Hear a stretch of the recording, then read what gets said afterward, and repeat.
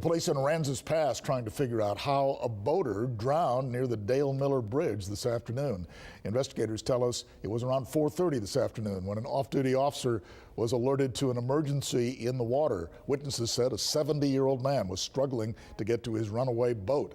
First responders performed CPR until medics could arrive. He was taken to a hospital where he was pronounced dead. The word is the man's boat got stuck on a sandbar near the Aransas Channel.